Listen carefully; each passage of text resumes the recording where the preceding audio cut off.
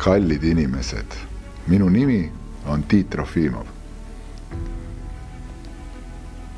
Ma sooviksin viia sisse koolidesse kas või minimaalsel tasandil meditatsiooni ja joogat.